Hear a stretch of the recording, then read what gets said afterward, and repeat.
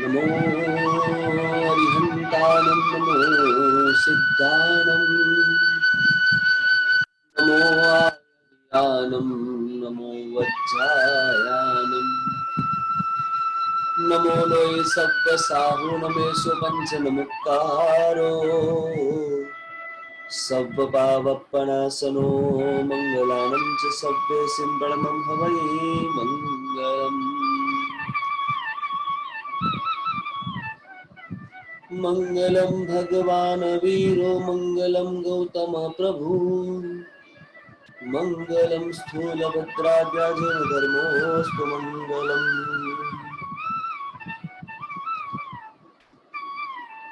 अंगूठे अमृतवशे लब्धितना भंडार श्री गुरु गौतम समरिये वांछित पड़े दातार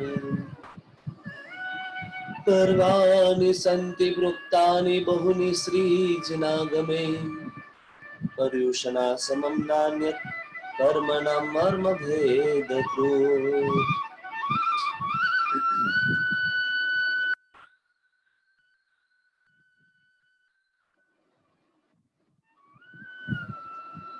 અકબર મહારાજા અને બિરબલ બંને સભામાં છે. અકબરે બિરબલે કહ્યું કે બિરબલ, આજે એક મને સપનું આવ્યું હતું. સપનામાં તું અને હું બંને આપણે સાથે જતા હતા. તું તારા ઘોડા ઉપર હતો, હું મારા ઘોડા ઉપર હતો. આપણે બંને હોર્સ રાઇડિંગ કરતા હતા. જતા જતા રસ્તાની અંદર બે ખાડકૂવા આયા. નાનો મસ્તો પાણીનો જે છે ખાડો આવ્યો અને એમાં હું પણ પડી ગયો અને તું પણ પડી ગયો. આવું આપણે એક સ્વપ્ન જોયું. અકબર બિરબલને કહે છે, હવે એક ખાડો એવો હતો કે જેની અંદર અત્તર હતું અને બીજો ખાડો એવો હતો કે જેની અંદર ગટરનું પાણી હતું. અકબર કહે છે કે હું અત્તરના ખાડામાં પડ્યો અને બિરબલને કહે છે તું જે છે એ ગટરના ખાડામાં પડ્યો. આખી સભા જે છે ભરેલી છે અને એમાં બિરબલ વિચારો આમ હાથ જોડી બેઠો છે અને પોતાનું અપમાન થતું દેખાય છે. અકબર કહે છે, આપણે આ સ્વપ્ન જોયું રાત્રિના સમયની અંદર, હું અત્તરના ખાડામાં પડ્યો, તું ગટરના ખાડામાં પડ્યો. સભા ખડખડ હસવા મળી અને બિરબલનું ડિવેલ્યુએશન થયું, અપમાન થયું એવું લાગ્યું. પણ તો બિરબલ સાહેબ કે ઓછા ઉતરે એવા હતા નહીં. એટલે બિરબલે કીધું, જહાંપનાહ, જે સ્વપ્ન તમે જોયું ને એ સ્વપ્ન મેં પણ જોયું. રાત્રિના સમયમાં મને પણ આવું જ સ્વપ્ન આવ્યું. આપણે બંને ઘોડા ઉપર જઈ રહ્યા છે. ઘોડા ઉપર જતા જતા તમે અત્તરના ખાડામાં પડ્યા, હું ગટરના ખાડામાં પડ્યો, એ પણ સાચી વાત છે. ત્યાં સુધી કોઈ ફરક નથી પડ્યો. એ સ્વપ્ન મને પણ એવું જ આવ્યું છે. પણ થોડુંક આગળ વધ્યું મારું સ્વપ્ન. તમારું સ્વપ્ન ત્યાં અટકી ગયું, મારું સ્વપ્ન થોડું આગળ ચાલ્યું. તમે પણ બહાર નીકળ્યા અને હું પણ બહાર નીકળ્યો. જ્યારે તમે બહાર નીકળ્યા અને હું બહાર નીકળ્યો તો તમારું શરીર સુગંધથી ભરપૂર હતું. અત્તરના ખાડામાં પડેલા હતા એટલે તમારું શરીર સુગંધી હતું અને મારું શરીર જે છે દુર્ગંધી હતું, કારણ કે હું ગટરના ખાડામાં પડ્યો હતો. પણ સાહેબ, એક ઘટના આગળ એવી બની કે તમે બહાર નીકળ્યા, હું બહાર નીકળ્યો. તમે મને ચાટવા લાગ્યો, હું તમને ચાટવા લાગ્યો. આ ઘટના આપણને કઈક બહુ સરસ મજાનો સંકેત આપે છે કે મળ્યું છે શું એ મહત્વનું નથી, આપણે કોને ચાટીએ છીએ એ મહત્વનું છે.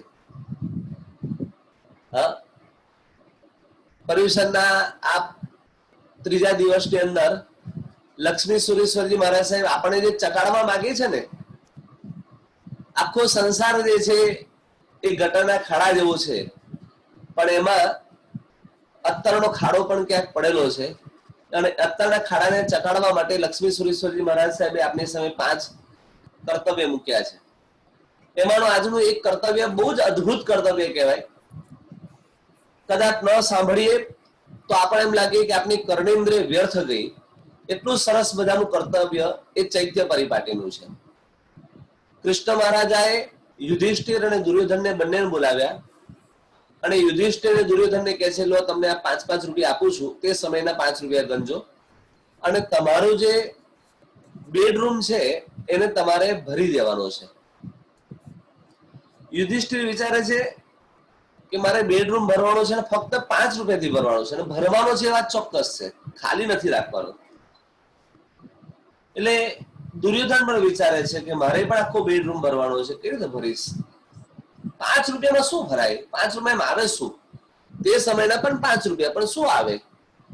એટલે દુર્યોધને પોતાના મંત્રીને બોલાવ્યા અને પૂછ્યું કે આખા વિશ્વમાં સૌથી સસ્તમ સસ્તી વસ્તુ કઈ કે જેનાથી આપણે આખો રૂમ ભરી શકીએ અને કદાચ મફત મળતી હોય તો 5 રૂપિયામાં બચી જાય. તો એના મંત્રીઓ પણ એમના જેવા બુદ્ધિવાળા, એટલે કીધું સાહેબ, આખા વિશ્વમાં સૌથી સસ્તમ સસ્તી વસ્તુ હોય તો કચરો છે, ગાર્બેજ, જેનો કોઈ ભાવ ના આવે. તમારા અમેરિકામાં કોઈ ટીવી બગડી જાય તો તમારે ઘરની બહાર મૂકી દેવું પડે, લઈ જાઓ મફતના ભાવમાં જેને જોઈતો હોય તે. બરાબર, ઘરે સ્ટોર કરો છો ને, $25-100 ની વસ્તુ સેલમાં લાવો $20 અને 2 વર્ષ પછી ગેરેજ સેલ કરો ત્યારે $5 વેચો. આટલા બધા આપણે બુદ્ધિશાળી જીવો. હા, એટલે કૃષ્ણ મહારાજાએ આપ્યા 5 રૂપિયા. યુધિષ્ઠિર જે છે એ યુધિષ્ઠિરે અને દુર્યોધને પોતાના રૂમને ભરવાનું નક્કી કર્યું. યુધિષ્ઠિરે પોતાના મંત્રીને બોલાવ્યા, પૂછ્યું કે આપણે શેનાથી ભરીએ? તો દુનિયામાં સસ્તામાં સસ્તી વસ્તુ કચરો છે એનાથી ભરી દઈએ. મંત્રીની વાત માની અને ગામની બહાર જે કચરો હતો એની મજૂરીને જ ખાલી રૂપિયા આપવાના હતા. એટલે તે સમયમાં જે મજૂરી થઈ એ મજૂરીના રૂપિયા આપીને આખો રૂમ કચરાથી ભરાઈ દીધો. બીજા નંબરની અંદર યુધિષ્ઠિરનો વારો હતો. યુધિષ્ઠિર વિચારે છે કે 5 રૂપિયામાં રૂમને ભરવી કઈ રીતે? કન્ડિશન એટલી જ છે, રૂમ ભરાવી જોઈએ, એમાં કોમ્પ્રોમાઇઝ નથી. એટલે બહુ બુદ્ધિશાળી યુધિષ્ઠિરે એનો રૂમ પણ ભર્યો. કઈ રીતે ભર્યો પછી જોઈએ. સૌથી પહેલા કૃષ્ણ મહારાજા યુધિષ્ઠિરના દુર્યોધનના રૂમમાં ગયા અને જેવો અંદર પગ મૂકે છે, કચરાનું ગુણધર્મ જે છે દુર્ગંધ આપવાનો હોય, અંદર જેવો પ્રવેશ કર્યો એટલે દુર્ગંધ. કૃષ્ણ મહારાજા ઉભા ના રહી શકે, ત્યાંથી ચાલી ગયા. ભરેલો તો છે, કન્ડિશન પ્રમાણે પાસ છે, કોઈ નાપાસ નથી, પરંતુ જે રીતે ભરવો જોઈએ એ રીતે નતો ભરેલો. યુધિષ્ઠિરનો રૂમ ખોલ્યો. જેવો રૂમ ખોલ્યો, ચારે બાજુથી સુવાસ આવવા મળી. ચારે બાજુથી એમ સુગંધ નીકળે અને બેસવાનું મન થાય એવું એક પ્લેટફોર્મ ત્યાં તૈયાર કરી દીધું. હવે એ રૂમ શેનાથી ભર્યો હતો? યુધિષ્ઠિર બહુ વિચક્ષણ વ્યક્તિ છે.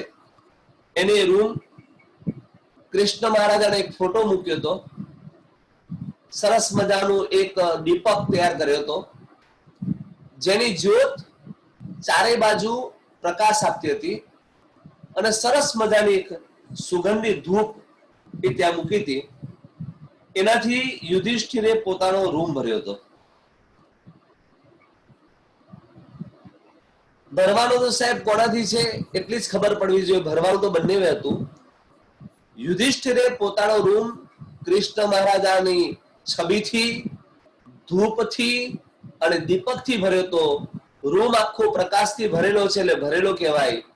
અંદર બેસવાનું મન થાય, એટમોસ્ફિયર આપ્યું, અંદર બેસવાનું મન થાય, આનંદની પ્રાપ્તિ થાય. 5મું કર્તવ્ય એવું ગજબનું છે કે આપણે આપણો રૂમ શેનાથી ભરેલો છે. આપનું મન અને આપનું જે શરીર છે એની અંદર, આપના મનની અંદર આપણે શું સ્થાપિત કર્યું છે, શેનાથી ભરેલો છે. ચૈત્ય પરિપાટી, પરમાત્માની પ્રતિમાની વંદના કરવા જવું, પ્રતિમાને પૂજા કરવા જવું, પ્રતિમાને સત્કાર કરવા જવું. આ વિશ્વની અંદર સૌથી મોટું તત્વ હોય, સૌથી મોટું, સૌથી ઊંચું, સૌથી ગુણવાન અને સૌથી મોટું ઉપકારી, એ માત્ર ને માત્ર હરિહર પરમાત્મા છે. એ હરિહર પરમાત્માની તોલે કોઈ ના આવી શકે. અપેક્ષા એ હરિહર પરમાત્મા એટલે સર્વાધિક ઉત્કૃષ્ટ તત્વ કહેવાય. જિનેશ્વર પરમાત્માની પ્રતિમા સ્થાપન થાય એટલે શ્રી સંઘની અંદર પુણ્યના મંડાર શરૂ થાય. આપણે ત્યાં કહેવાય છે કે રાણી નામની મધમાખી આવે, હની, એ રાણી નામની મધમાખી જ્યાં બેસે ને ત્યાં બાકીની બધી મધમાખી આવીને બેસી જાય, કેમ કે બાકીની મધમાખી રાણી નામની મધમાખીની આકર્ષાય છે અને એની સાથે બેસે. એમ જ્યાં જીન મંદિરની સ્થાપના થાય ત્યાં આખું જૈન સંઘ ઉપડી પડે. અમદાવાદની અંદર, બોમ્બે, સુરતની અંદર એ કહેવાય છે, જો તમારે તમારા ફ્લેટ્સ વેચવા હોય ને તો તમે એ તમારા કેમ્પસની અંદર એક નાનું મસ્તું જીન મંદિર બનાવી દો, તમારા ફ્લેટો જૈનો આમ ચપટીમાં લઈ લેશે. ભલે 50 લાખના ફ્લેટની કિંમત હોય અને જો એક ખાલી જીન મંદિર બનાવી દે ને એ ફ્લેટની કિંમત કરોડ રૂપિયામાં વેચો ને તો પણ ચાલે સાહેબ, તો પણ ચાલે. આરામથી જૈનો લઈ લેશે, કારણ કે જૈનોને પૈસા કરતા વધારે પ્રભુ ભક્તિ પ્રત્યે પ્રેમ છે.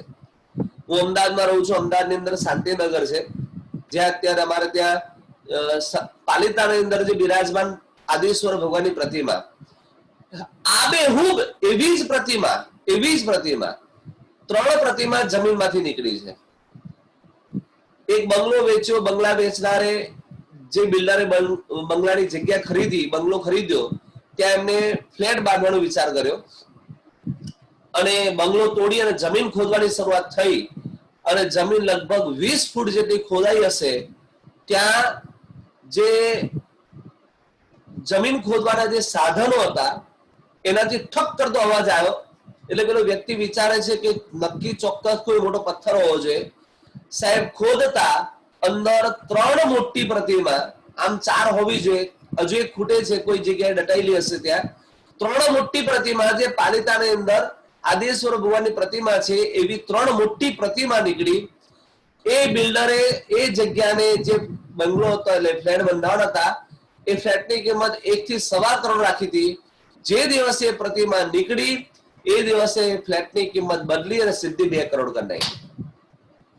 જૈનોના મનની અંદર એક આસ્થા છે કે મારા ભગવાન જે જમીનમાંથી નીકળ્યા છે જમીન પણ ખરેખર પૂજનીક અને વંદનીક છે અને માટે મારે પ્રતિમા એટલે એ જગ્યા મારે લેવી છે. ભલે 2 કરોડ માંગે બિલ્ડર, હું આપવા માટે તૈયાર છું, કારણ કે મારા ભગવાન એ જમીનમાંથી નીકળ્યા છે. આ આસ્થા છે.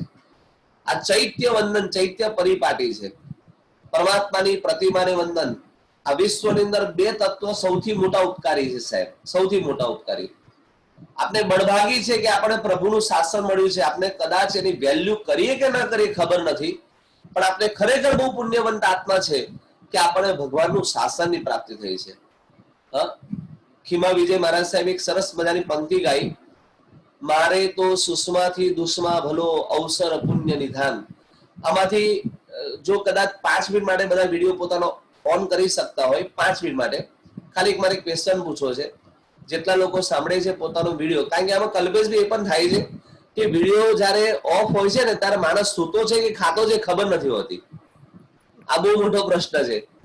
ન્યુયોર્ક ની અંદર જયારે હું લેક્ચર આપતો હતો આ રીતે ઓનલાઈન જ, 4 દિવસ પછી મારે સ્વાધ્યાય બંધ કરવો પડ્યો, કારણ કે કેટલાક લોકો સુતા સુતા સાંભળતા હોય, કેટલાક લોકો ખાતા ખાતા સાંભળતા હોય. એમ થાય કે આ પ્રભુના શાસનના વચનોની કેટલી આપણે ડિવેલ્યુએશન કરીએ છીએ. એટલે ખાલી 5 મિનિટ માટે વિડીયો ઓન કરીએ, એકાદો પ્રશ્ન પૂછ્યો છે તમને મારે, અને તમે જો જવાબ આપી શકતા હો તો, અને તમારા પણ એક સાધર્મિકના દર્શન થવા ને મારું પણ પુણ્યોદય કહેવાશે સાહેબ. એટલે 5 મિનિટ માટે.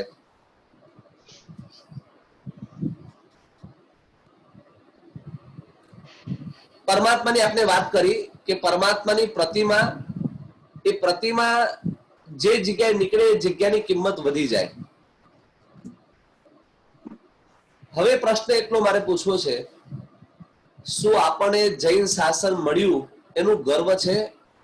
જો તમે બિલીવ કરતા હોય તો ખાલી થમ કરજો, બિલીવ ના કરતા હોય તો એઝ ઇટ ઇઝ તમે જેમ બેઠા છો અત્યારે એ રીતે બેસજો. આપણે ભગવાનનું શાસન મળ્યું એનો આનંદ છે કે નથી એટલો પ્રશ્ન છે. આનંદ છે. વાહ, કલ્પેશભાઈ ડબલ થમ કર્યો છે. આમ આમ અંદરથી એક આનંદ, મારા પરમાત્માનું શાસન મને મળ્યું છે, કેવો આનંદ હોય. આ ભગવાનની પ્રતિમા શું કામ કરે સાહેબ? ઘણી વાર એવું થતું હોય, ઘણા લોકો એવું ગર્વ લેતા હોય કલ્પેશભાઈ કે હું આમ છે ને દેરાસરથી 5 માઇલ દૂર રહેતો હતો, 10 માઇલ દૂર રહેતો હતો, પણ એક સદનસીબે મને દેરાસરની જોડે એક સરસ મજાનું મકાન મળી ગયું અને હું ત્યાં રહેવાની શરૂઆત કરું. બસ સાહેબ, વિધિન વોકિંગ ડિસ્ટન્સ છે મારું ઘર અને દેરાસરની વચ્ચે, બહુ મોટો ફાસલો છે નહીં, આમ વોકિંગ ડિસ્ટન્સ, અડધા માઇલ ચાલે ને દેરાસર આવી જાય. પછી પ્રશ્ન પૂછું કે સાહેબ વાત તમારી સાચી, તમે 20 માઇલ 50 માઇલ દૂર રહી અને પછી તમે ત્યાંથી નજીક આવી ગયા, ભગવાનની એકદમ નજીક આવી ગયા, એકદમ નજીક, આમ વોકિંગ ડિસ્ટન્સ કહી શકાય. વન ક્વેશ્ચન, દર્શન કરવા માટે કેટલી વાર જાઓ છો? નજીક તમે ચોક્કસ આવી ગયા, એ વાત ચોક્કસ છે, પણ તમે ભગવાનને અંદર કેટલા ઉતાર્યા છો અને ભગવાનને દર્શન કરવા માટે કેટલી વાર જાઓ છો? શું વીકસે 2 times 3 times 4 times 5 times 6 times 7 times?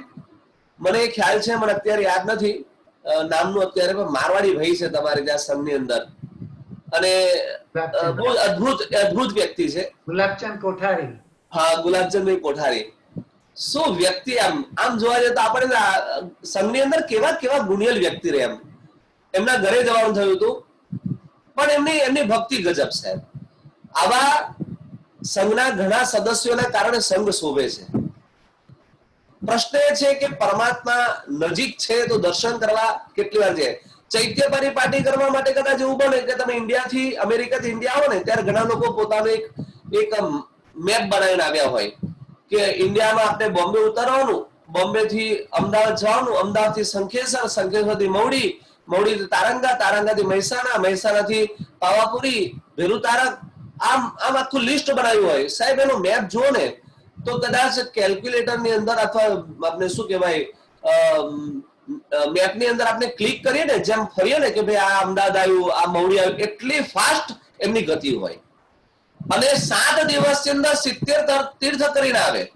અને પછી કે સાહેબ 7 દિવસમાં 70 તીર્થ કર્યા. શું વાત કરો છો? હા સાહેબ, 7 દિવસમાં 70 તીર્થ. પછી એમ પૂછ્યું કે ચાલો કઈ નહીં, પહેલું તીર્થ કયું હતું?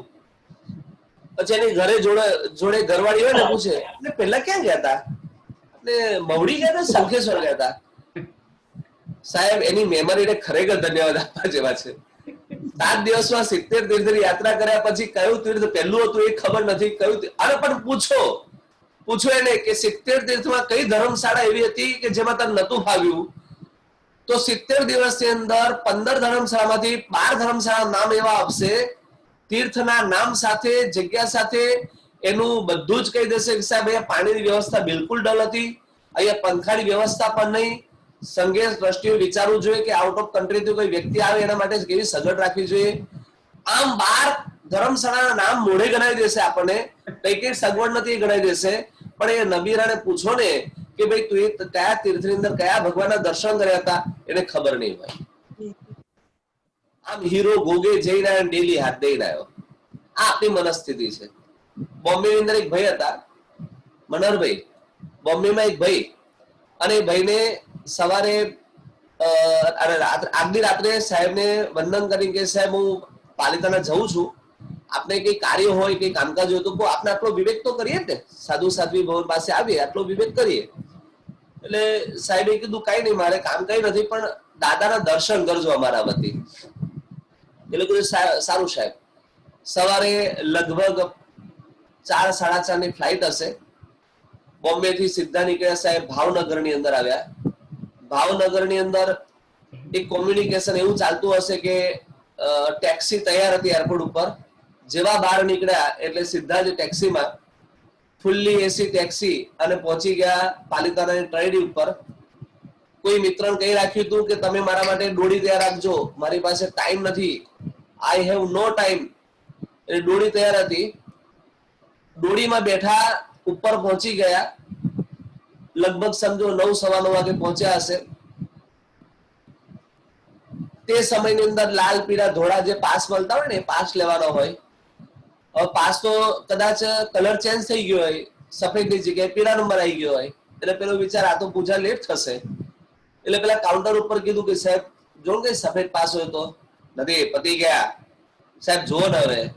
એટલે પેલો કે પતી ગયા કીધું ને એકવાર. સીધી અંદરથી 2000 ની નોટ કાઢી અને આપી દીધી, કારણ કે 2000 ની નોટ તેવા છપાઈ નથી, પણ અત્યારે તો છપાયેલી છે. એટલે ફટ કરતી 2000 ની નોટ પકડાઈ.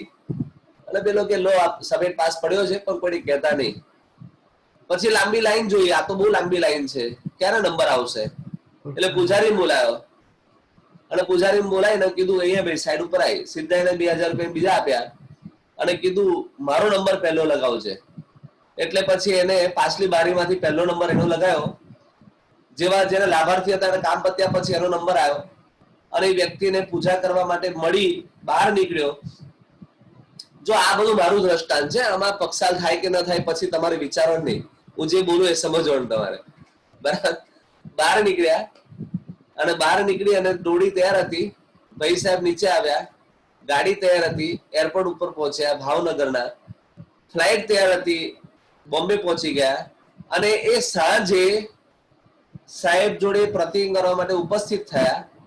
ત્યારે આચાર્ય ગોવિંદે પ્રશ્ન પૂછ્યું કે શ્રાવક તમે તો આજે પાલિતાણા જવાના હતા ને? પેલા કીધું સાહેબ જઈને આવી ગયો. આમ પાછું એમ કે સાહેબ જઈને આવી ગયો. સાહેબ ને આમ આંખ ભોળી થઈ જાય કે ભલા માણસ, તમે પાલિતાણા જઈને આવી ગયા, ગઈકાલ તો અહીંયા હતા. સાહેબ શું વાર લાગે, આમ ચપટી ખ્યાલ અહીંથી બેઠા નથી, ત્યાં પહોંચ્યા નથી, બધું ફટાફટ થઈ ગયું. સાહેબે તો કીધું બહુ જોરદાર કહેવાય. આ ચેટિંગમાં મેરેજ અને ચેટિંગમાં ખ્યાલ આવે મારી વાત, ચેટિંગમાં મેરેજ થાય ને એના ડિવોર્સ પણ ચેટિંગમાં જ થાય. બરાબર. એટલે સાહેબ એક જ પ્રશ્ન પૂછ્યો કે તમે જયારે ભગવાનની પૂજા કરી ત્યારે માથા ઉપર મુગટ હતો કે નતો?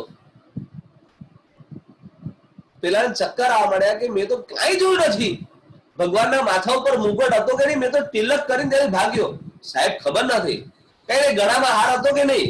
સાહેબ એ ખબર નથી. પ્રતિમા કેટલા મોટા હતા? સાહેબ ખબર નથી. તો તું કરીને શું આવ્યો? તો સાહેબ તિલક કરીને આવી ગયો. તો ગુજરાતીમાં આપણી પાછી પેલી કહેવત યાદ આવે, હીરો ભોગે જઈને ડેલી હાથ દઈને આવ્યો. ક્યાંક આપણે આવું તો નથી કરતા ને.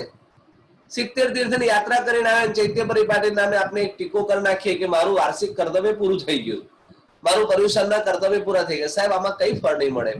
ચાની ચુસ્કી પણ છે ને એમ આરામથી બેઠા બેઠા આપણે ટોસ ખાતા હોય, બોલતા હોય, ચુસ્કી લેતા હોય ને એ રીતે ચા પીએ છે. આ ભગવાનની પ્રતિમાનું દર્શન, વંદન, પૂજન, સત્કાર, સન્માન આ રીતે કરવાનું કે જેમાં કોઈ આનંદ જ ના હોય. આપણું બધું રૂટીન પ્રમાણે ચાલે, આટલાથી આટલા સમયમાં પતાવવાનું એ ધારણાપૂર્વક ચાલે અને એમાં કોઈ આનંદ નથી આવતો.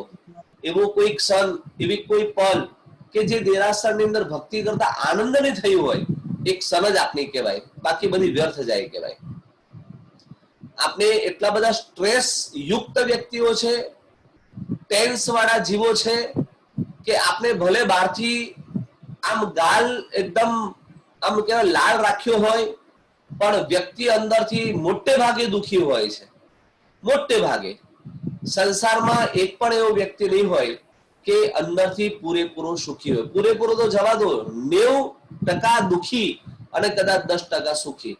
હવે બીજો પ્રશ્ન, અઠવાડિયે એકવાર દેરાસર જતા હોય એવા આમાંથી હશે તો ખરા. મારે આંગળી નથી ઊંચી કરાવી કારણ કે બીજી કોઈ દેખે અને ક્યાંક કોઈ કોઈના માટે કઈક ધારણા કરે, એવું કરવું નથી. પણ એક પ્રશ્ન, અઠવાડિયામાં એકવાર તો દેરાસર જતા હશો ને કલ્પેશભાઈ? હવે બીજો પ્રશ્ન પૂછું, બહુ જ સિમ્પલ છે. કદાચ એવું બનતું હશે કે આમાંથી મોટે ભાગે ઘણીવાર દેરાસરમાં જતા હશું, અઠવાડિયામાં 2 વાર 3 વાર 4 વાર, કોઈ નજીક હશે દરરોજ. બરાબર. એક પ્રશ્ન, ભગવાનના દર્શન મારે શા માટે કરવાના? બસ આટલો જ એક પ્રશ્ન આપી દો. તમારો વિડીયો ઓન કરીને મને જવાબ આપી શકશો. ભગવાનના દર્શન મારે શા માટે કરવાના? આ એક પ્રશ્ન જવાબ. આ જો મળે બીજો પ્રશ્ન એના પછી તૈયાર છે. પહેલો આ પ્રશ્ન કે ભગવાનના દર્શન શા માટે કરવાનું? હું જઉં તો છું જીન મંદિરની અંદર અને સરસ મજાની આંગી કર્યો, આ શું આંગી બનાવી છે, શું આંગી, આમ આપણે આફરીન પુકારી જઈએ. પણ મારો પ્રશ્ન એ છે કે ભગવાનના દર્શન શા માટે કરવાના?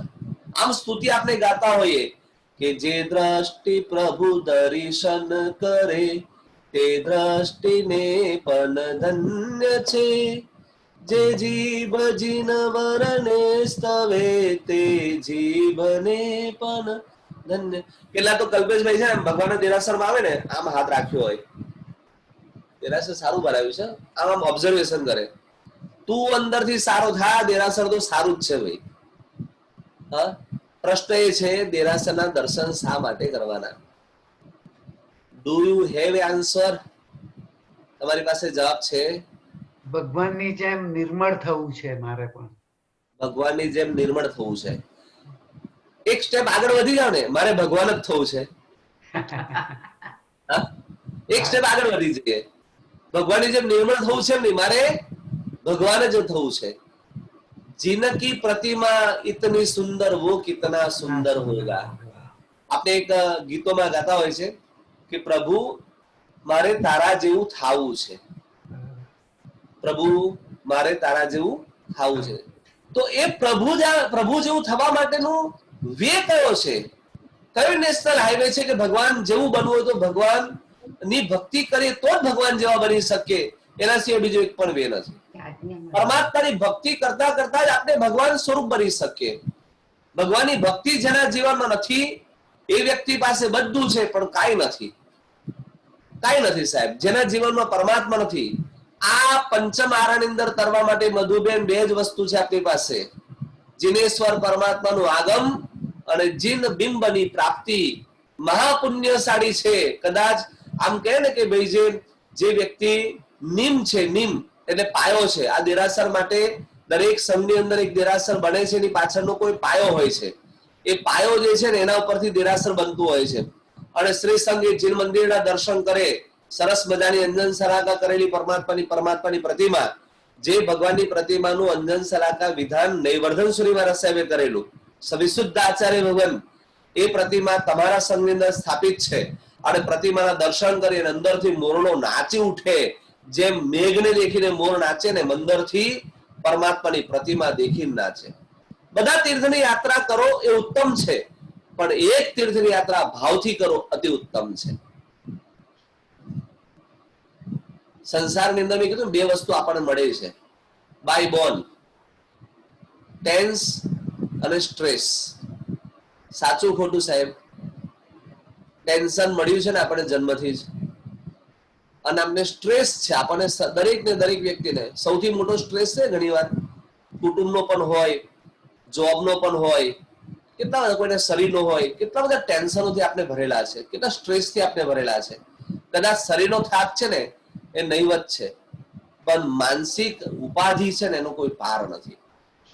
માનસિક ઉપાધિ, અને એમાં એ જે જગ્યાએ આપણે રહ્યા હોય, આમ સતત ને સતત તલવાર લટકતી હોય, કોરોનાનો સમય હોય, 5માં 1 વ્યક્તિની જોબ જતી હોય, જ્યાં જોબલેસ થતા હોય લોકો, 40 વર્ષ સુધી એક કંપનીમાં કામ કર્યું હોય અને લ્યો ઓફ મળતો હોય, કાલથી નહીં આવતા, mister Shah you are fire, આમ કરીને જોબ આપનો લોસ થાય.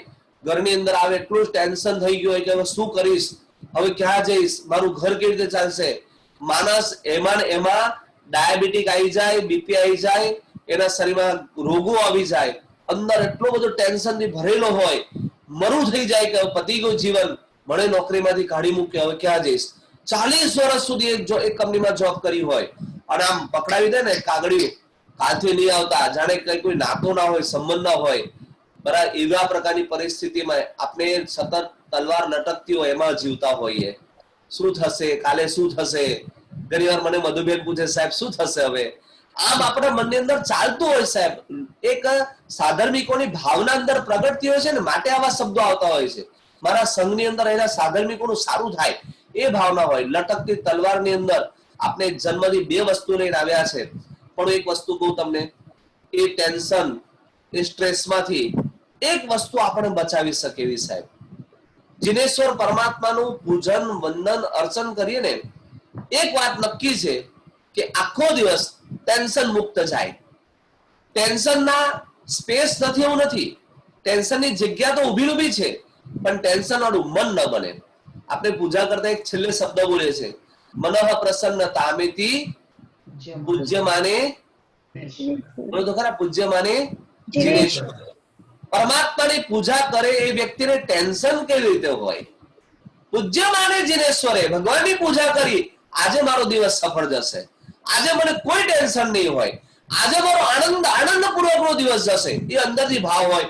વિતરાગ પરમાત્માના દર્શન કર્યા પછી અંદરથી જો આ મોટિવેશન નથી મળતું, અને ધીંગો ધની માથે કયો કુણ ખંજે નરખેટ, આ પરમાત્માને જોયા પછી જો મને દુઃખ છે, મને અંદરથી ટેન્શન છે, તો કાં તો મારી પૂજામાં વ્યર્થતા છે, કાં પછી મારી કોઈ ખામી રહી ગઈ. અમૃત પીધું અમર ન થયો, અમૃત પીધું અમર ન થયો, કા પીધું પાણી કા પીવાની રીત ન જાણી. અમૃત પીધું હોય ને અમર ન થઈએ, કાં તો કાદો શું કે પીવાની રીત ખબર નથી એવું બને, કાં તો અમૃતના નામે પાણી પીવાઈ ગયું હોય. ભગવાનની પૂજા કરે પછી માણસને ટેન્શન શેનું હોય? છોડી દો ને ભગવાન ઉપર, મારા પરમાત્મા છે. બે વસ્તુ જીવનમાં, નાની નાની વાતો જે છે ને એ આપણે શું કરીએ, લેટ ગો, જવા દો. શું બોલવાનું? બોલો તો એકવાર, લેટ ગો, જવા દે ભાઈ, ફોરગોટ ઇટ, છોડ દે આને. અને મોટી વાત આવે ત્યારે બોલવાનું, લેટ ગોડ, ભગવાન ઉપર છોડ દો. બરાબર? આપનું પુણ્ય નથી તો આપણે બે વસ્તુ જીવનમાં એપ્રોચ રાખીએ, લેટ ગો, લેટ ગોડ. આ બે જીવન બે વસ્તુની અંદર ફસાયેલું છે. અને એમાંથી સ્ટ્રેસ અને ટેન્શનમાંથી મુક્ત થવા માટેનો એક સરસ મજાનો કબીરનો દુહો છે. ચક્કી પી શકે દેખ કે દિયા કબીરા રોય. કબીર સરસ મજાનો દુહો બોલે છે. બહુ વર્ષો પહેલાની વાત છે. ઘંટી વપરાતી હતી, ખબર છે ઘંટી? જે આ એચ શાહ છે, જૂના વ્યક્તિઓ છે, અનિતાબેન છે, પછી આ મધુબેન છે, દીપકભાઈ છે, બધા લોકો મોટે ભાગે વ્યાખ્યાનો જૂના લોકો જ સાંભળતા હોય છે. યંગસ્ટરને બહુ ઓછો ટાઈમ મળતો હોય છે. અને એ સમયમાં એક ઘંટી આવતી હતી, ખ્યાલ હોય? આમ હાથો લઈ આમ પીસવામાં આવે. હા, રાઈટ. એ ચક્કી છે ને, ચક્કી કહેવાય. ચક્કી પી શકે દેખ કે દિયા કબીરા રોય, દો પાટન કે બીચ में સાબુત બચા ન કોઈ. આ બે પાટન કહેવાય, એક ઉપરનું પડ, એક નીચેનું પડ, બે પાટન આમ પીસાતા જાય અંદર. આ સંસારની આ ચક્કી છે, બરાબર?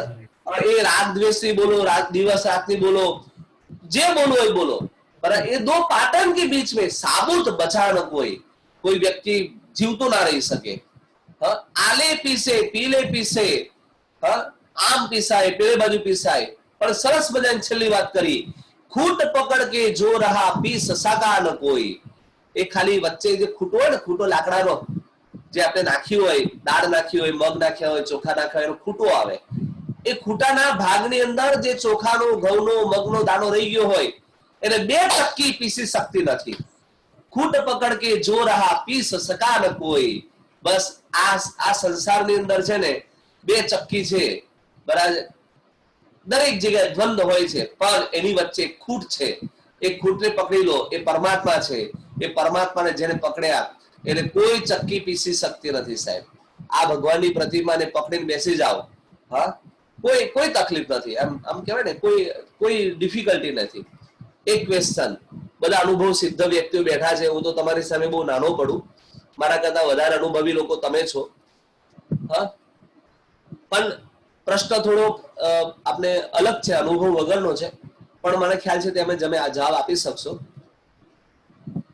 એક જંગલ છે, ફોરેસ્ટ, અને એની અંદર ભયંકર કોટીના, જે ભયંકર જેને કહેવાય, પશુ પંખી, જંગલી, હિંસક, એવી જગ્યામાંથી તમારે પસાર થવું છે, સામે કિનારે પહોંચવું છે. તમે કઈ રીતે પહોંચશો? અમે એબીસી, આપણે કેબીસી રમવા નથી બેઠા કે એબીસીડી આપું તમને, કે ફોનો કોલ આપું, કે ફ્રેન્ડ્સને પૂછવા માટેનો કોઈ ઓપ્શન આપું. તમારા માઇન્ડથી તમારે જવાબ આપવાનો છે કે તમારે જંગલમાંથી બહાર નીકળવું છે, કઈ રીતે નીકળી શકશો? જેને પણ જવાબ વિચારી શકતા અને આપી શકતા હોય તો આપો. જંગલ ભયંકર છે, ડગલે પગલે હિંસક પશુ પંખીઓ છે, અને તમારે નીકળવું છે, કઈ રીતે નીકળશો?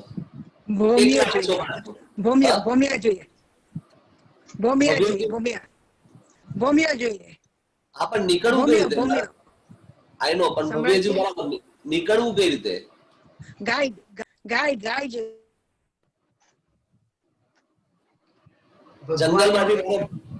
જંગલમાંથી મારે બહાર નીકળવું છે, કઈ રીતે નીકળી શકું? ભગવાનનું સ્મરણ કરતા કરતા આગળ ચાલ્યા જવું. અરે સાહેબ, તમે કદાચ છે ને રેસ્ટ રૂમમાં જાઓ ને, કોકરોચ દેખાય ને તો કુદમ કુદી શરૂ કરી દો. તમે ભગવાનનું નામ દો છો. તમારે ભૂમિયો જોઈએ, ભૂમિયો કે ગાય જોઈએ? બધી વાત સાચી કીધું મેં. ગાય. હા, ગાય સૌ ભૂમિયો નહીં, બરાબર છે. અહીંયા ભોમ્યો નહીં ચાલે અને ગાયડે નહીં ચાલે. રીઝન એક જ છે કે એને પણ ડર છે કે મને કોઈ મારી નાખશે તો. એને પણ ડર તો હોય ને. આ થોડું કઈ પેક પાંજરું છે કે એમાંથી નીકળી જવું છે. પ્રશ્ન એટલો જ છે, જંગલમાંથી નીકળવું છે, કઈ રીતે નીકળી શકે? મનહરભાઈ,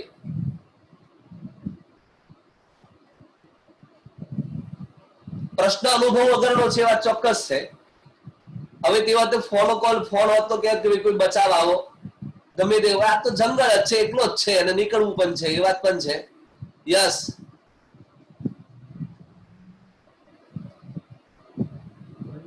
દીપકભાઈ.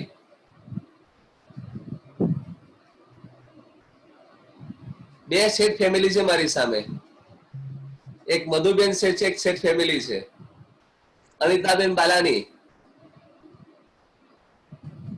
કોઈ નહીં? કલ્પેશભાઈ, અનુભવ જ નથી. અનુભવ તો નથી, એટલે તમને નથી, મને નથી, વિચારવું પડે. બાકી વિચિત્ર વિચિત્ર વિચાર હતો વિમાનમાં કે નીકળો તો તમે નીકળી જઈશો. આગ લગાવો તો બધા પશુ પક્ષી ભાગી જાય. जीव हिंसा के બધા પશુ પક્ષી મરી જાય સાહેબ. जीव हिंसा था है એટલે કીધું વિચિત્ર વિચાર છે. ના, પણ એ વિચારો થોડો શોર્ટ કરી નાખો ને. એની જગ્યાએ તમે હાથમાં એક મસાલ લઈ લો, કામ પૂરું થઈ જશે. આગ જ જોઈએ છે ને. Am I right? નીકળી જાઓ તો તમે જંગલમાંથી પાસ થઈ જાઓ. તમારા હાથમાં જો મસાલ છે તો વ્યાઘ્રમ અપી, વાઘ પણ અગ્નિ દેખીને ભાગી જાય. આ તાકાત અગ્નિમાં છે સાહેબ. કોઈ પશુ પંખી અગ્નિની પાસે આવે જ નહીં. બધા પશુ પંખી અગ્નિથી ડરે. ખાલી એક તમારા હાથમાં મસાલ જોઈએ. આ ત્રણ કામ કરશે તમને.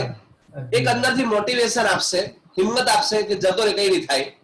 પશુ પંખી ભાગી જશે, પણ અજવાળું ચિક્કાર મળશે. તમે હેમ કેમ જંગલ પાર થઈ જશો.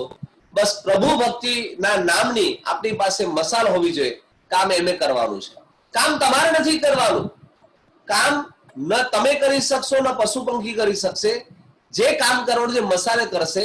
પ્રભુ નામની ઔષધિ ખરા ભાવથી ખાય, રોગ શોક આવે નહીં, સવી સંકટ મિટ જાય.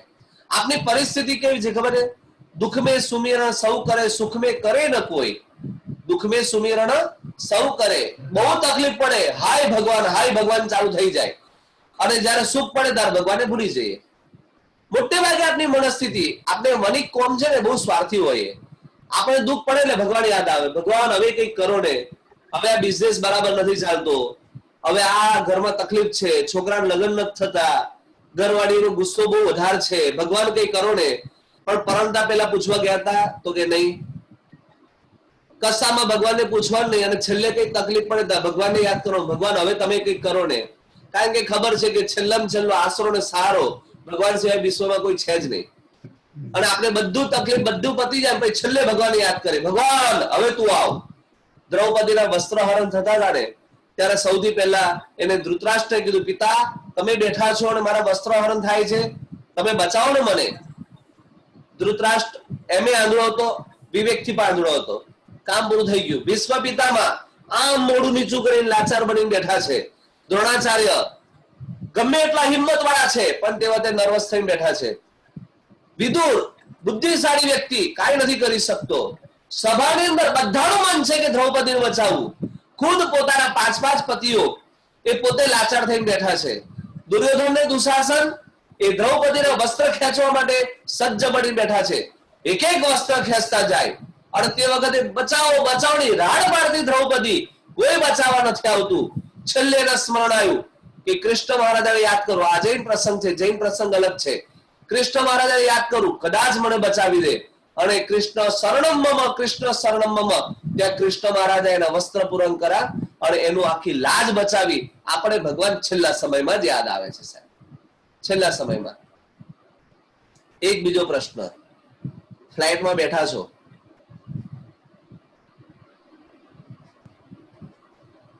પાયલોટ એવું એનાઉન્સ કરે,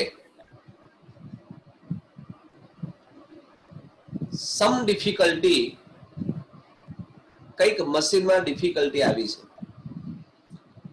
કદાચ આપણે લેન્ડ ન થઈ શકીએ, આપના વિંગ્સ કદાચ ન ઓપન થાય અને કદાચ ફ્યુલ જે છે પણ ખોટું આવ્યું છે, મશીન ફેલ થઈ ગયા છે, વિંગ્સ ઓપન થતી નથી, સિચ્યુએશન ચારે બાજુથી ઘેરાઈ ગયેલા છો, અને તે વખતે પાયલોટ એમ એનાઉન્સ કરે કે હવે ભગવાનનું નામને યાદ કરો, હવે બચવા માટેનો બીજો કોઈ રસ્તો નથી, એ સિચ્યુએશનમાં આપણે શું કરીએ? નવકાર ગણીએ. નવકાર ભગવાનનું નામ, ભગવાનનું નામ લેવાનું. ભગવાનનું નામ ભગવાનનું લેવું. નામ. નવકાર ભગવાનનું નામ ગણીએ. લેવું. નવકાર ગણીએ. નવકાર ભગવાનનું નામ.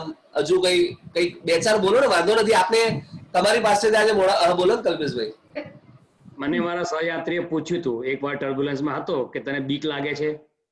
મેં કહ્યું ના ભાઈ, મરવાથી બીક નથી લાગતી, પણ જો મરી ગયો તો ભગવાનનું નામ તો લેતો લેતો જાઉં ને. આ સાચી ઘટના છે. એટલે પણ અલ્ટિમેટલી ભગવાન જ યાદ આવે છે. આ તો ફાઇનલ જવાબ છે ને, આમાં કોઈ ઓપ્શન નથી ને. ચાહે નવકાર મંત્ર બોલો, કોઈ ભગવાન બોલે, કોઈ શંખેશ્વર બોલે, કોઈ જીરાવાલા બોલે, કોઈ તીર્થ, અલ્ટિમેટલી આ એક તત્વ યાદ આવે છે સાહેબ. હા, કે છેલ્લે આપણે યાદ કોને કરવાના? ભગવાનને. ભગવાનને. ભગવાનને. ભગવાનને. રાઈટ. હવે એ બીજો પ્રશ્ન કે આપણો છેલ્લો શ્વાસ ક્યારે મુકાશું એ ખબર છે? આ છેલ્લો શ્વાસ ક્યારે મૂકીશું આપણને ખબર છે?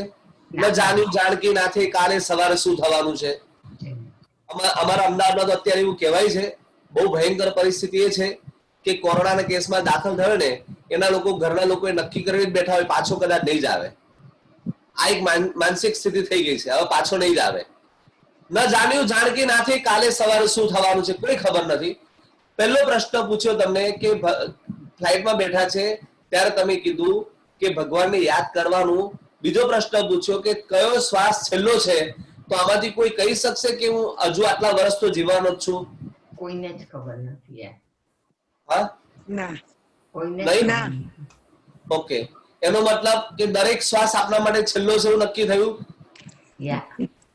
તો જે આપણે છેલ્લા શ્વાસે કરવાનું છે એ સમજીને કાયમ માટે કેમ ચાલુ ના રાખીએ? કે મારે ભગવાનનું નામ જ છેલ્લા સમય લેવાનું છે, તો અત્યારથી કેમ ના લઉં? જો મારે છેલ્લે આ જ કરવાનું છે, બધું જ મેળવ્યા પછી બધું છોડીને જ જવાનું છે, તો પહેલેથી કેમ ન કરતો જવું? પણ એ બુદ્ધિ નથી આવતી, આપણે સમજણમાં નથી આવતું કે આપણે જન્મ્યા ત્યારે નવકાર મંત્ર સાંભળ્યો તો મરીશું ત્યારે પણ કદાચ મરીશું ત્યારે ખબર નથી, નવકાર મંત્ર સાંભળીશું નહીં, પણ એક આપણે જોડ તો કે મરીશું તો નવકાર મંત્ર કદાચ સાંભળવા મળે. દો પુઠા કે બીચ મેં, એક પુઠું જીવનનું ને પુઠું મરણનું, બે પેજ હોય બુકના, પહેલું પેજ અને છેલ્લું પેજ, વચ્ચે આપણે શું લખીએ છીએ ને આપણે જ વાંચવાનું છે. હા, ખૂટ પકડ કે જો રહા પીસ સકા ન કોઈ, આ મંત્રને જીવનમાં લાવી દો. આ ભગવાન મને મળ્યા છે ને મહાપુણ્યનો ઉદય છે માટે મળ્યા છે. આ ભગવાનનું શાસન મળ્યું છે મહાપુણ્યના ઉદયના કારણે મળ્યું છે. આ ભગવાનને પકડીને ચાલુ, મને કઈ નહીં થાય. આ ભગવાનના નામની ઔષધિ લઈને ચાલુ, મને કઈ નહીં થાય. આ ભગવાન નામની મસાલ લઈને ચાલુ. સંસારના કોઈ પણ ક્ષેત્રમાં હોય, કદાચ કોઈ ડીલ થવાની હોય $1,00,000 અને કદાચ ફેલ થઈ ગઈ, એ કદાચ આપણે કહેવાય કે ન મળી આપણને ડીલ, તો અફસોસ નહીં થાય. જે થાય છે બધું સારા માટે થાય છે. મનની અંદર ચાલે સાહેબ, કોઈ દુઃખ ના આવે. ભગવાનનું દુઃખ ના આવે એના કરતા દુઃખ લાગે નહીં. આ મહત્વની વસ્તુ આ છે. પરમાત્માની ભક્તિ જીવનમાં કેમ ના આવે? ચૈત્ય પરિપાટી નામનું કર્તવ્ય, પરમાત્મા 3 વસ્તુથી ઊંચા છે સાહેબ. સૌથી વહેંચું પહેલું, આ વિશ્વમાં સૌથી ઊંચામાં ઊંચું પુણ્ય કોનું? આપણે સાતરા મહોત્સવમાં લેવાના છે પાછા. સૌથી ઊંચામાં ઊંચું પુણ્ય કોનું? એમ એક્સ્ટ્રીમ કક્ષાનું પુણ્ય કોનું છે? તીર્થંકરનું.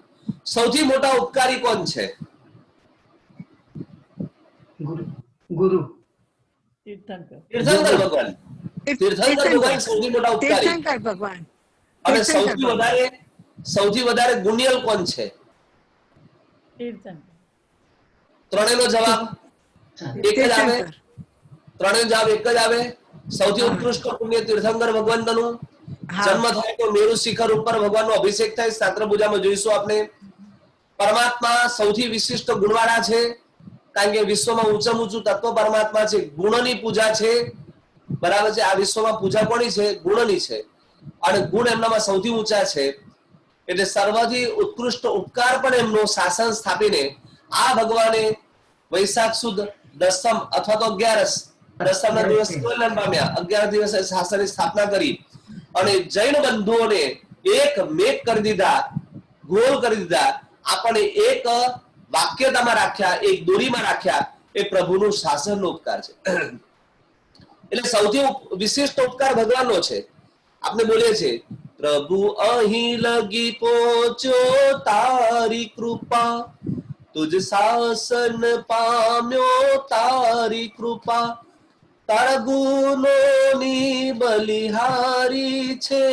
આપણે ગીતો કહીએ છીએ ને ભગવાનના, ભાવનાની અંદર સાંભળતા હોઈશું. ભગવાન અહીંયા સુધી પહોંચ્યો એ તારી કૃપા છે. પ્રભુનું શાસન મળ્યું એ તારી કૃપા છે. ઉપમિતિ ભણો પ્રપંચમાં સરસ મજાની વાત લખી, એકોપી શુભ ભાવ, એકોપી શુભ ભાવ ભગવત પ્રસાદેન પ્રાપ્યતે. ભગવાનની કૃપા વગર એક પણ શુભ ભાવ આવતો જ નથી. એક પણ શુભ ભાવ ના આવે. ભગવાનની કૃપા હોય તો જ સાહેબ શુભ ભાવ આવે, નહીં તો આવે નહીં. પરમાત્માની પ્રતિમાના દર્શન કરીએ ને તો શાસ્ત્રકાર લખે છે કે દર્શનાત દુરિત ધ્વંસી, વંદનાત વાંછિત પ્રદ, પૂજનાત પૂરક શ્રીરામ, જીનઃ સાક્ષાત સુરદ્રુમ. પરમાત્મા સાક્ષાત કલ્પદ્રુમ છે. સકલ કુશલ આપણે ચૈત્યવનમાં બોલતા હોય તો એમાં બોલીએ છે, દુરિત સકલ કુશલવલ્લી પુષ્કરાવર્ત મેઘો, દુરિત તિમિર ભાનુ કલ્પ વૃક્ષોપમાન. એક બાજુ કલ્પ વૃક્ષ મળતું હોય અને એક બાજુ ભગવાન મળતા હોય, બેમાંથી શેની પસંદગી હોય? ભગવાનની. તો પ્રેક્ટિકલ છે ને જવાબ આપનો, આદર્શ જવાબ અલગ હોય, પ્રેક્ટિકલ અલગ હોય. આપણે તો જીન મંદિરમાં દર્શન કરતા હોય કલ્પેશભાઈ, અને અચાનક રિંગ ટોન્સ આવે ને, સેલફોન ની રિંગ વાગે એટલે ભગવાન દર્શન દેવ જશે. ભગવાન એક મિનિટ આવો, રિંગ ટોન આવી છે. બહાર જાય 2-4 મિનિટ, કોઈ વેલ્યુ ફોન ની કોઈ વેલ્યુ નથી હોતી. પરમાત્માને આમ છોડીને જતા રહીએ, અધૂરા મૂકીને જતા રહીએ. આમ ભગવાન એક મિનિટ આવું વાત કરું, પાછું ભગવાન દર્શન કરીએ, રિંગ ટોન આવે, મેસેજ આવે તો ચાલુ દેરાસરની અંદર વોટ્સએપ ખોલીએ. બોલો આપણે આવું બધું કરતા હોય છે કે નથી કરતા હોતા? કરતા હોય. હા, કરતા હોય. દેરાસરની અંદર વોલેટ સિસ્ટમ હોવી જોઈએ. બહાર એક જણ બેઠું હોય, વોલેટ પાર્કિંગ હોય ને, વોલેટ સિસ્ટમ મોબાઈલ માટેની, અહીંયા બધા મોબાઈલ મૂકીને જાઓ. લંડનનું એક ચર્ચ છે જ્યાં આગળ વ્યક્તિએ પોતાનો ડ્રેસ પહેરીને પણ નથી જવાનું. ત્યાંનો ફિક્સ કરેલો એક ડ્રેસ છે ચર્ચની અંદર, એ જ પહેરીને જવાનું. મોબાઈલ જે છે એનું વોલેટ રાખ્યું હોય ત્યાં આગળ, એ કેબિનમાં મૂકીને જવાનું. કાંઈ જ નહીં પોતાની જોડે, કાંઈ જ નહીં. એકાગ્રતા માણવા માટે આ બધી વસ્તુઓ જરૂરી છે. આપણે તો એટલા બધા સંસાધન પોતાની સાથે દેરાસરમાં લઈ ગયા હોય, બરાબર 2 સેલફોન હોય, ડાબાને ખિસ્સાની અંદર લટકતો હોય, એક આ વાગે પેલો વાગે, ચાલુ જ હોય. ભગવાનની ભક્તિમાં એકાગ્રતા ક્યાં રહે છે આપની? આપણે ભગવાનને શાંતિથી જોયા છે ક્યારે? તેરી આંખો સે આંખી મિલી, ખીલ ગઈ દિલ કી એ કલી. ભગવાનને જોઈને એમ દિલ ક્યારેક પ્રસન્ન થયું હોય કે પરમાત્માની પ્રતિમા દેખીએ, એમ નિર્વિકારિતા દેખાય કે ભગવાન શું તારી પ્રતિમા છે. વિશ્વની અંદર એક માત્ર પ્રતિમા, એક સરખી આખા વિશ્વની અંદર જૈન ધર્મની 2 જ મુદ્રામાં જોવા મળે, ત્રીજી મુદ્રા ના હોય. યા તો કૌશલ મુદ્રામાં હોય, યા તો પરમાત્મા પદ્માસન મુદ્રામાં હોય. 2 જ મુદ્રામાં આમ પલાઠી લગાડીને બેઠા હોય, નજર આમ હોય, અને પ્રતિમાની સામે દ્રષ્ટિથી દ્રષ્ટિ મિલાઈએ ને, આમ જાણે અંદર પાવર એક સ્ટોર હોય ને, સ્ટોરેજ થયેલું પાવર હોય ઉર્જાનું, આમ દેખીએ આપની ઉર્જા, એમની ઉર્જા શક્તિ આપનામાં આવે. આમ ટચિંગ થાય ને આપનામાં પાવર આવી જાય. આમ ભગવાનની સામે જુઓ અને બોલો કે પરમાત્મા શું તારી પ્રતિમા છે, શું તારી પ્રતિમામાં વિતરાગતા છે, તારી આંખમાં શું નિર્દોષતા ભરેલી છે, તારું શરીર એકદમ વિતરાગ દેખાય છે, તારા હાથની અંદર કોઈ અસ્ત્ર શસ્ત્ર, કોઈ તલવાર, ભાર્યું ચપ્પુ, કોઈ ગદા, કોઈ તીર શું જ નથી. પરમાત્મા તારો હાથ શસ્ત્રથી રહિત છે. તારી સાથે કોઈ સ્ત્રી ઊભી નથી, એકદમ નિર્વિકારી તારી આ રચના છે. અને એ શબ્દ નીકળે આપણા મોઢામાંથી. કવિ તનપાલ પરમાત્માના દર્શન કરવા માટે જાય, હાથની અંદર થાળી, પહેલા દર્શન કર્યા કાલકા માતાના. કાલકા માતાનું રૂપ કેવું હોય આપણને ખબર છે, ભયંકર આંખો હોય, જીભ બાર હોય, અને એ અવસ્થામાં કાલકા માતાના દર્શન કરવા હોય આપણે મન ન થાય. બીજા આગળ પહોંચ્યા થાળી લઈને કવિ ધનપાલ, અને બીજું મંદિર આવ્યું કૃષ્ણ મહારાજાનું જ્યાં રાધા જોડે છે. તો એક નીતિ શાસ્ત્રનું વાક્ય છે કે પતિ પત્ની જ્યાં સાથે હોય ત્યાં ઉભા ન રહેવાય. આગળ ચાલ્યા, શિવ મંદિર આવ્યું, ન નાક, ન કાન, ન મોઢું, ન જીભ, ન આંખ, કાંઈ ન દેખાય. કોની પૂજા કઈ રીતે કરવી? અને ચોથું મંદિર આવ્યું આદેશ્વર ભગવાન તનું, અને ત્યાં એમના મોઢામાંથી શબ્દ નીકળી પડે પ્રસમ રસની મગ્નમ દ્રષ્ટિ યુગ્મમ પ્રસન્નમ વદન કમલ મંક કામિની સંગ શૂન્ય કરયુગમ અપી અત્તે શસ્ત્ર સંબંધ વન્યમ તદસી જગતિ દેવો વીતરાગસ્ત્વમેવ. એક પ્રશ્ન પાછો, જેવું સવારે મોડું હોય છે એવું જ સાંજે હોય છે આપનું? જેવું સવારે મોડું હોય છે એવું જ સાંજે હોય છે? નહીં સમજ્યા મારી વાત તમે? સમજાય છે. સમજ્યા મારી વાત? જેવું સવારે હોય એવું જ સાંજે હોય છે? ના ના. નહીં એટલે ના, થાકેલું હોય. ના, એ થાકેલું હોય જ સાંજના. મધુબેન, એ વસ્તુ જવા દે આપણે. પણ આપણે બીજી વાત કરીએ કે સમજો કે હસબન્ડ જમવા બેઠા છે, સવારે ચા સરસ મજાની બનાવી હતી, પ્રશંસા કરી કે આ ચા સારી બની છે, અને આના બે અર્થ નીકળે કે અત્યાર સુધી સારી નથી બની, આજે સારી બની છે. બીજું એવું થાય કે સમજો કે સાંજે જમવામાં કદાચ જે કઈ બનાવ્યું હશે એમાં કંઈક ઓછું હોય, બરાબર. સવારે ચા પીતી વખત જેમ જે આપણે ઉર્મી હતી, જે આપણો મુખાકૃતિ હતી એકદમ પ્રફુલ્લિત હતી, સાંજે જમવાની અંદર કંઈક 19-20 થયું અને મજા ના આવી, પછી એમનું મોઢું બગાડે, કેવું જમવાનું બનાવ્યું સાંજે, મજા નથી આવતી, આવું બોલે? હા, કઈ નહીં, બેકગ્રાઉન્ડ નોઈઝ છે. આવું બોલીએ આપને?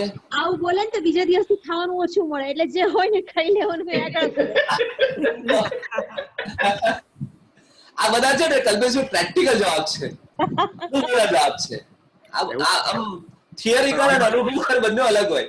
સર્વાઈવલ માટે કરવું પડે. કદાચ બોલીએ નહીં પણ મોઢું બગડે કે ના બગડે પ્રશ્ન આ છે. જરૂર બગડે, જરૂર બગડે. એટલે મુખાકૃતિ આપણી બદલાયા કરે છે ને, ક્યારેક હસતા, ક્યારેક રડતા, ક્યારેક ખિલખિલાટ કરતા, ક્યારેક ઉદાસીન બની જતા, કેટલા વિચારો ચાલતા હોય આપણા મનની અંદર, આમ તરંગો દોડ્યા જ કરતા હોય. કોઈ એક મુદ્રા આપણી પાસે છે જ નહીં. પરમાત્માની મુદ્રા એક છે, પ્રસમ રસની મગ્નમ દ્રષ્ટિ યુગ્મમ પ્રસન્નમ, જેની આંખની અંદર નિરંતર પ્રસન્નતા વહેતી હોય છે. દ્રષ્ટિ યુગ્મમ પ્રસન્ન વદન કમલ મંક કામિની, મુખાકૃતિ કમળ જેવી છે અને કામિનો સંગ નથી, કામિની સંગ શૂન્ય. કરયુગમ અપી અત્તે, શસ્ત્ર, હાથની અંદર એક પણ પ્રકારના શસ્ત્ર નથી. હનુમાનના હાથમાં ગદા હોય, કદાચ એવું બને કે બીજા કોઈક પ્રતિમા લેવા જઈએ તો કઈ બીજું શસ્ત્ર હોય, કઈ ને કઈ શસ્ત્ર દરેકના હાથમાં હોય જ છે, પણ પરમાત્માના હાથમાં એક પણ શસ્ત્ર નથી. તદસી જગતિ દેવો, તેથી જ ધનપાલ કવિ એમ કે તદસી જગતિ દેવો વીતરાગસ્ત્વમેવ, ખરેખર તમે જ વીતરાગ છો. એટલે રાગ વગરના ભગવાન ખરેખર તમે જ છો. હા, પ્રતિમાને દેખીને આપણે એમ થાય કે જીન પ્રતિમા જીન સારીખી પૂજો ત્રિવિધે તુમે પ્રાણી રે. આ પરમાત્માની પ્રતિમા સાક્ષાત ભગવાન છે સાહેબ. 4 પ્રકારના ભગવાન છે આપણી પાસે. નામ સ્વરૂપે ભગવાન, સ્થાપના સ્વરૂપે ભગવાન, પછી દ્રવ્ય સ્વરૂપે ભગવાન અને ભાવ સ્વરૂપે ભગવાન. 4 પ્રકારના ભગવાન છે. આમાંથી મહાવિદ્ય ક્ષેત્રમાં કેટલા જવું છે? બધાને જવું છે. અમારે બધાને જ જવું છે. બધાને મહાવિદ્ય ક્ષેત્રમાં જવું છે. શું જવાબ આપું ખબર નથી પડતી મને.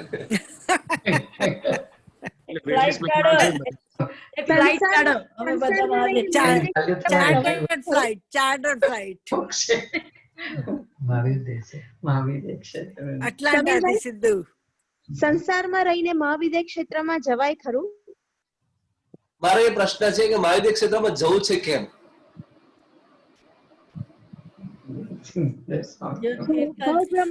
છૂટવા માટે મહાવિદ્ય ક્ષેત્રમાં જવું છે. ત્યાં 20 તીર્થંકર વિહારે છે, એટલે આપણને તીર્થંકર નો સાથ મળે.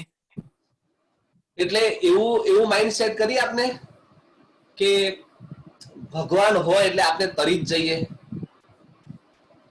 એવું સ્ટેટમેન્ટ નક્કી કરવી. રાખીએ ને આપણે, આશા તો રાખીએ ને. 100% આપણે ભવ્ય જીવો છે, મોક્ષની આશા તો હોય જ. ક્વેશ્ચન એ છે કે શું ભગવાન મળી જાય એટલે આપણો મોક્ષ થઈ જ જાય? આશા રાખીએ, પ્રયત્ન કરે. હું તમારી વાતને સમજુ છું, પણ મારો પ્રશ્ન એ છે, શું ભગવાન મળે એટલે આપનું મોક્ષ થઈ જ જાય? ભરત ક્ષેત્રમાં મોક્ષ નથી અત્યારે, મહાવિદ્ય ક્ષેત્રમાં મોક્ષ છે. અરે હું એ જ કહું છું કે મહાવિદ્ય ક્ષેત્રમાં ભગવાન મળે એટલે આપનું મોક્ષ થઈ જ જાય.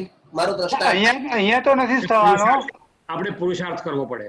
ચાન્સ છે ત્યાં. અહીંયા નથી થવાનો, ત્યાં ચાન્સીસ વધારે છે, કારણ કે તીર્થંકરનું સાનિધ્ય મળે છે. બરાબર છે. એટલે સાક્ષાત તીર્થંકર પરમાત્માનું સાનિધ્ય પ્રાપ્ત કરવું છે અને ત્યાંથી મોક્ષ મળી શકે એમ છે. પુરુષાર્થ કરે તો ભગવાન મહાવીર સ્વામીના સમયની અંદર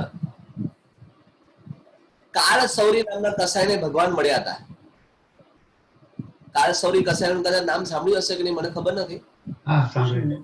કાળ સૌરી કસાઈને પણ ભગવાન મળ્યા હતા. કોણિકને પણ ભગવાન મળ્યા છે.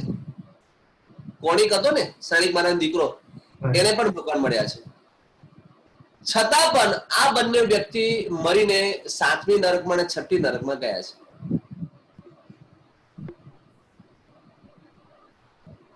ભગવાનનું સાક્ષાત આયુષ્ય 24માં તીર્થંકર ભગવાનનું 72 વર્ષનું, 30 વર્ષનું એમનું કેવલી પર્યાય. પણ હું તમને કહું, ભગવાનનું શાસન છે ને એ 21,000 વર્ષના આયુષ્ય વાળું છે. એટલીસ્ટ ભગવાન મહાવીર સ્વામીના શાસનનું તરવા માટે મારે શું જોઈએ? એક 3 આપણે વિભાગમાં જઈએ. એક કમ્પલસરી, એટલે એક નેસેસરી, એક આપણે કમ્ફર્ટ અને એક લક્ઝરિયસ. 3 અવસ્થામાં જઈએ.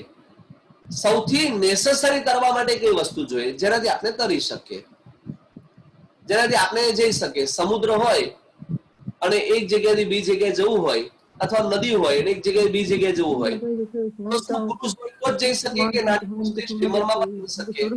સમય વધારે લાગશે, પહોંચતા વાર લાગશે, પણ પોસિબિલિટી બંનેમાં છે ને. કે નાની મસ્તી સ્ટીમર હોય એ પણ આપણને સામે કિનારે લઈ જાય, અને મોટી સ્ટીમર હોય તે પણ લઈ જાય. પણ મોટી સ્ટીમરમાં અત્યારે જોખમ એટલું જ છે કે એ આપણા માટે લાભદાયી છે કે નથી આપણને ખબર નથી.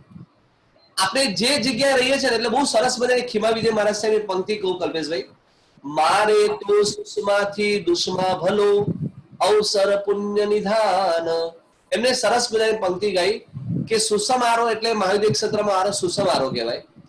તીર્થંકર ભગવાનનો જે કાળ હોય સુસમારો કહેવાય. આપણે જે આરામાં એટલે કાળચક્રમાં, એક સમયનું કાળચક્ર કહેવાય, એ 5મા નંબરમાં કાળચક્રમાં જીવી રહ્યા છે. એ કાળચક્રનું નામ છે દુસમારો.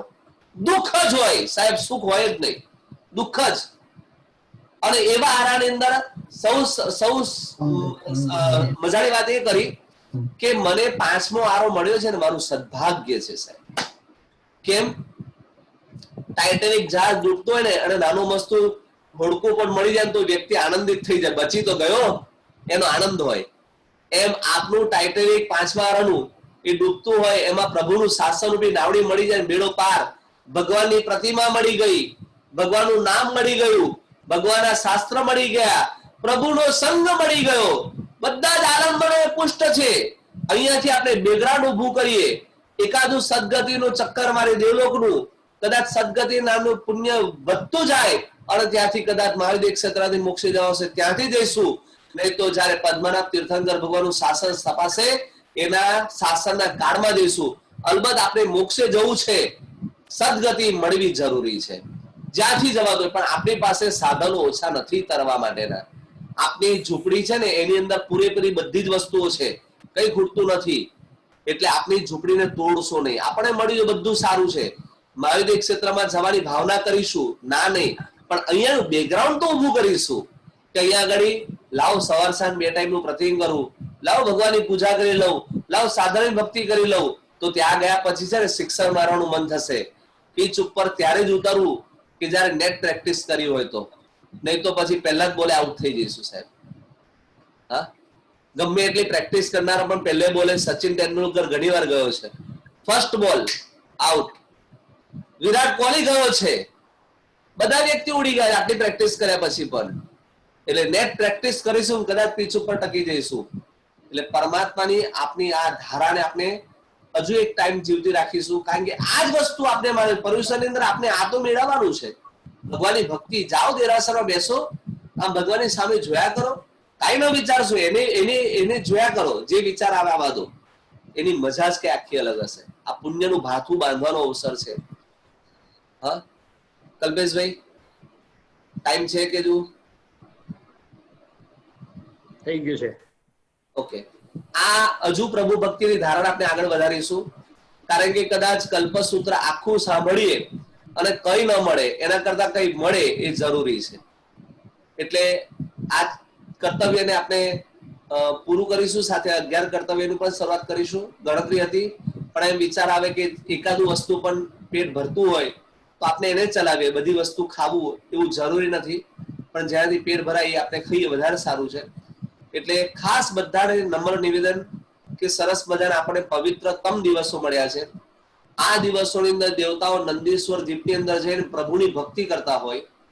આપની પાસે જીન મંદિર બહુ સરસ મજાનું મળ્યું છે. ખરેખર જેમને લાભ લીધો છે બધાને ખાસ વંદન કરવાનું મન થાય. તમારી નજીક જ એક સ્થાન છે ઓર્લાન્ડો. ઓર્લાન્ડો અંદર જૈન દેરાસર કદાચ કોઈ દર્શન કર્યા હશે. કરેલા. એ જે જીન મંદિર બનાવ્યું, ઓનલી વન પર્સન, ડોક્ટર પુનાઈ. હા, ડોક્ટર મેપાણી પરિવાર કહેવાય, રાઈટ? મેપાણી સરનેમ છે? પુનાઈ. પુનાઈ. એમની વાઈફને મૃત્યુ પછી એમની વાઈફના નિમિત્તે એમને આ દેરાસર બનાવ્યું. કારણ એમની વાઈફને જીન મંદિર ગમતું હતું, તો મારી પત્નીને જે ગમે છે મારે કરવું. એ પુનાઈ પરિવાર એક જ પરિવાર આખું જીન મંદિરની રચના કરી, નિર્માણ કર્યું, એનું ડોનેશન કર્યું. સાહેબ શું કમાલ કરી છે વ્યક્તિએ. પૈસો તો બધાને મળે, સારા માર્ગે વપરાય ને એટલો જ પોતાનો કહેવાય. હા, સારા માર્ગે વપરાય એટલો જ પોતાનો. એટલે જીનેશ્વર પરમાત્માની પ્રતિમા મળવીને ન ગમે તો ન જશો, પણ એનું કોઈ અવગુણ, એનો કોઈ અવર્ણવાદ તો બિલકુલ નહીં કરતા. આટલો બધો પૈસો દેરાસર શા માટે નાખ્યો, આટલું મોટું દેરાસર ન બનાવ્યો, આટલા રૂપિયા ન નાખ્યા હોત, તો આ બધા કોઈ ચર્ચાનો વિષય નથી. આપણે તો એ કામ કરવું છે કે આ બની ગયું છે તો લાભ લેવો છે, બસ. આ મનની અંદર વિચાર કરીએ ને તો આખો આનંદ અલગ આવશે. આ ધારામાં આપણે આજુ આગળ વધીશું. વિતરાગ પરમાત્માની આજ્ઞા વિરુદ્ધ કંઈ પણ બોલાવ્યું તો ક્ષમાયાચના. સર્વ મંગલ માંગલ્યમ સર્વ કલ્યાણ કારણ પ્રધાનમ સર્વ ધર્માનામ જયમ જયતિ શાસન. સાતામાં રહેજો. પ્રણામ બધાને. પ્રણામ. અત્યારે સંધ્યા ભક્તિ આપણે વેબસાઇટ પર ચાલુ થઈ ગઈ છે, બધા ત્યાં જોડાઈ જઈએ. સમીરભાઈ, સાંજે મળીએ.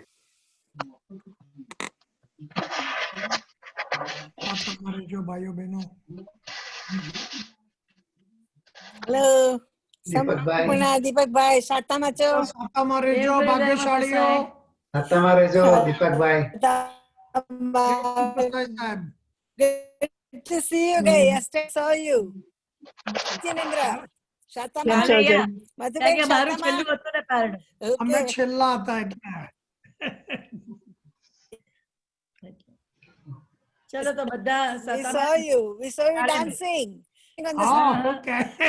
Very good, very good. Enjoyed it. કરવાનું હતું યાર. ચલો મિચ્છામી દુક્કડમ. આવજો બધા, બધાને મિચ્છામી વિચાર દુક્કડમ. દુક્કડમ.